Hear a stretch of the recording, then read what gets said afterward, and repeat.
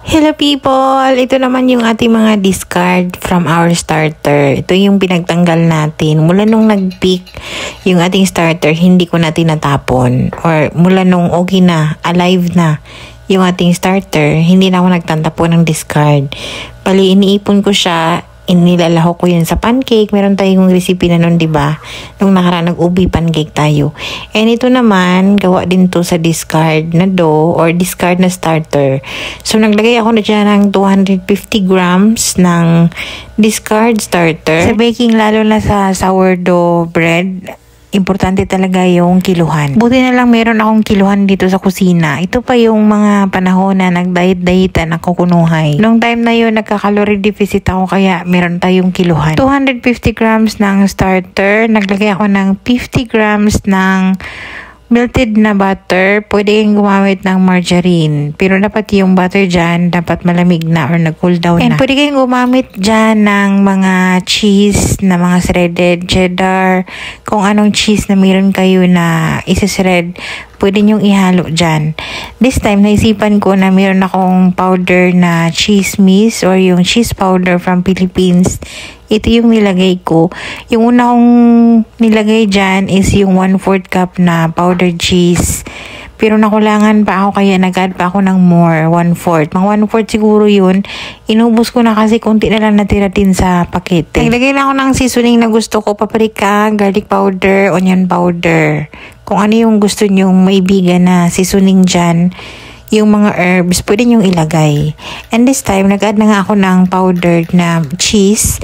Siguro mga 1/4 din yan. So, lahat half cup ng powdered cheese. So, dala ko pa yan sa Pilipinas. Meron pa kaming 2 pakete para hindi masayang. Baka natakot ako baka magbuo-buo siya or maanta. So, after niya, nahalo lang mabuti. Ilagay natin yan sa baking sheet. Yung ating oven naka-preheat na ng 325 Fahrenheit. And ilagay natin yan using the baking sheet and baking paper. Kailangan talaga natin yung baking paper dyan or parchment paper. And i-flatten lang natin yan yung pinakamanipis na kaya nyong gawin. Kasi makunat yan pagka hindi nyo nipisan. Naghanap ako ng ibang recipe ng mga discard na starter bukod dun sa pancake and waffles. Sana marami pa tayong magawa para hindi siya masayang. Anyway, sa mga nagtatanong yung starter na ginawa natin, di ba nakagawa na tayo ng first na sourdough bread. So yung starter ko, patuloy ko pa rin siyang feed once a day. Nilagay ko lang yan sa countertop. Pero kung hindi nyo naman plano na mag-bake kayo ng mag-bake sa mga susunod na araw, pwede nyo ilagay yun sa fridge. And ilabas nyo lang yan siya once a week and pakainin nyo. Discard and then feed. 2 baking pan yung gamit natin para talagang manipis yung magawa natin dyan. Binay ko yan ng 10 minutes ng 325 Fahrenheit para maano lang siya, para hindi lang siya masyadong gooey, para ma-form natin or ma-slice. 10 minutes. After 10 minutes, tinanggal natin yan dyan and ini-slice or i-form natin yan. Pag gusto kayong circle, square, kung anong yung mga pang-shape nyo dyan ng para sa crackers. Kung ayaw nyo naman ng cheese dyan, pwede naman ibang mga seasoning yung ilalagay nyo doon bukod sa discard. So ito na yun. After 10 minutes, hinango ko muna siya saglit para ma-slice. Gamit ko naman yung pizza cutter. Pero pwede naman kutsilyo. I-slice ko lang yan ng bite size na para siyang ano ba. Na-remember niyo yung Hearty Flakes dati? Yun, namimiss ko yun, yung cheese noon, masarap. Or yung Skyflakes na ganito yung kanyang pagkahiwa.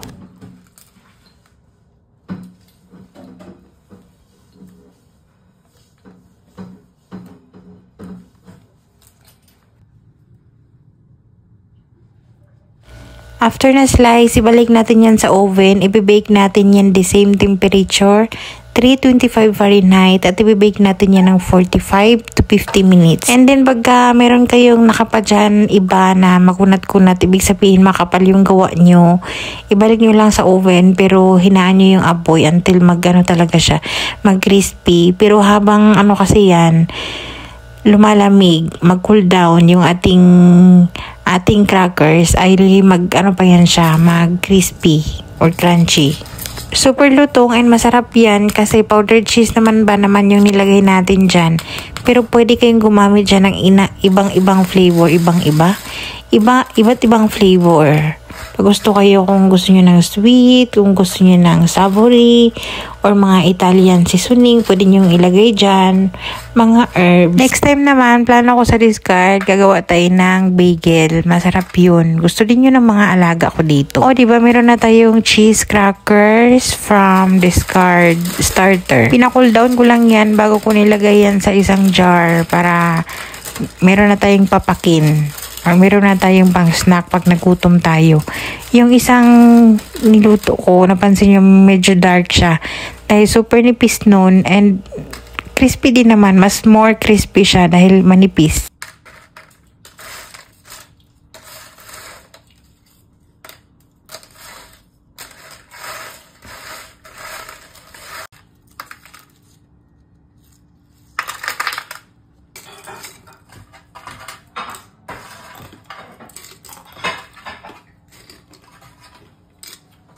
Sakto.